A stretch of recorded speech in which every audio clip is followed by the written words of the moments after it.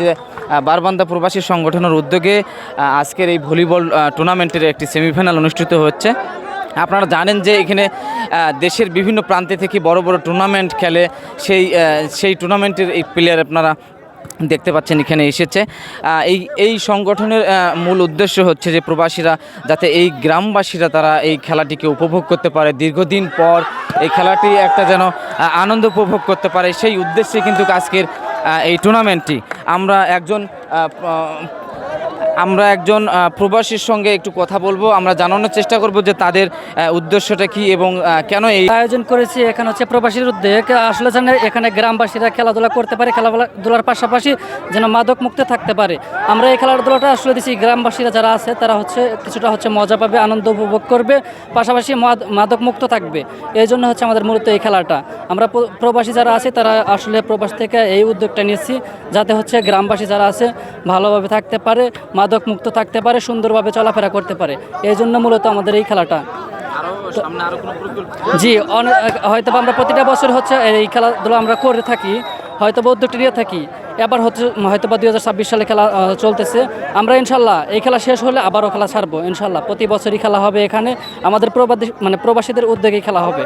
প্রতি বছরই ইনশাল্লাহ খেলা হবে প্রবাসীদের উদ্যোগ নিয়ে ইনশাল্লাহ। আমরা দেখানোর চেষ্টা করছি সীমান্তবর্তী এলাকা রৌমারী উপজেলার বারবান্দা গ্রামে এই অঞ্চলের মানুষদেরকে কিন্তু একটি বিনোদন দেওয়ার জন্য, একটি সুস্থ পরিবেশ সৃষ্টি করার জন্য, যাতে এই তরুণ প্রজন্ম যারা মাদক থেকে দূরে থাকতে পারে, সেই লক্ষ্যে কিন্তু বারবান্দার যে প্রবাসী সংগঠন রয়েছে তারা কিন্তু এই খেলাটার আয়োজন করেছে। আমরা তখন শুরু থেকে দেখছিলাম এখানে কিন্তু শত শত এই অঞ্চলের মানুষ কিন্তু এই খেলাটিকে উপভোগ করার জন্য এখানে এসেছে এবং নানা বয়সী মানুষ এই খেলাটিকে উপভোগ করতেছে। এবং এই আয়োজনটি যারা করেছে, এখানকার স্থানীয় যারা রয়েছেন তারা কিন্তু এই উপকৃত হচ্ছেন এবং তারা কিন্তু যারা আয়োজন করছেন তাদেরকে অনেকভাবে সাধুবাদ জানাচ্ছেন, ধন্যবাদ জানাচ্ছেন। সেই জায়গাটি থেকে কিন্তু এখানে উৎসাহ উদ্দীপনার মধ্যে দিয়ে কিন্তু এই খেলাটি গ্রামবাসী কিন্তু দেখছেন।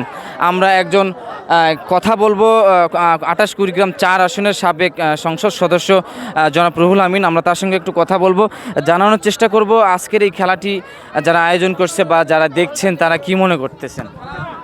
হ্যাঁ, আজকের এই খেলাটা আয়োজন করাতে এই দুর্গম এলাকায় অজপাড়া গ্রামের যে হাজার হাজার দর্শক এখানে উপস্থিত হয়েছে, এতে আমি মনে করি এই এলাকায় যারা যুবক যারা আছে তারা মাদকাসক্তির থেকে দূরে থাকবে। এবং যারা আয়োজক করেছে এবং এই টুর্নামেন্টে আমাকে সভাপতি করার জন্য, আমি আজকেই ঢাকা থেকে 15 দিন পর আসছে এই খেলা উপভোগ করার জন্য। এখানে জাতীয় টিমের প্লেয়ার আসছে, দর্শকরা এখানে খেলা দেখে খুবই আনন্দ পাচ্ছে। আমি মনে করি যে এরকম বিনোদনের প্রয়োজন আছে। প্রবাসী কল্যাণ সমিতির থেকে যারা এই খেলাটা আয়োজন করেছে আমি তাদের প্রতি কৃতজ্ঞতা জানাচ্ছি।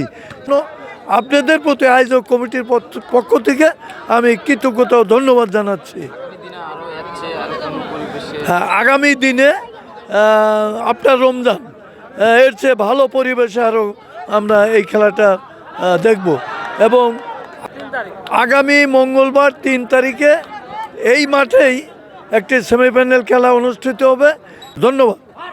দর্শক, আমরা একজন সাবেক সংসদ সদস্যর কাছ থেকে জানানোর চেষ্টা করলাম আসলে এইখানে যে প্রবাসী সংগঠন রয়েছে, এই বারবান্দা প্রবাসী সংগঠন, তাদের মূল একটি লক্ষ্য হচ্ছে যে এই অঞ্চলের মানুষ যাতে একটি খেলাপ্রেমী হয়, অবসর সময় যাতে এই খেলা দেখে তারা অনুপ্রাণিত হয় এবং এই অঞ্চলে যাতে তরুণ সমাজ রয়েছে তারা যেন মাদক ছেড়ে খেলার মাঠে চলে আসে। তাদের একটি শক্তি হচ্ছে যে ক্রিয়াই শক্তি ক্রিয়াই বল, মাদক ছেড়ে মাঠে চলে। এই প্রতিপাদ্য বিষয়কে আজকের এই টুর্নামেন্টে কিন্তু অংশগ্রহণ করেছে চররাজিতপুর উপজেলা, তারা কিন্তু আজকের এই টুর্নামেন্টে অংশগ্রহণ করেছে। আমরা সেটি আসলে দেখানোর চেষ্টা করলাম।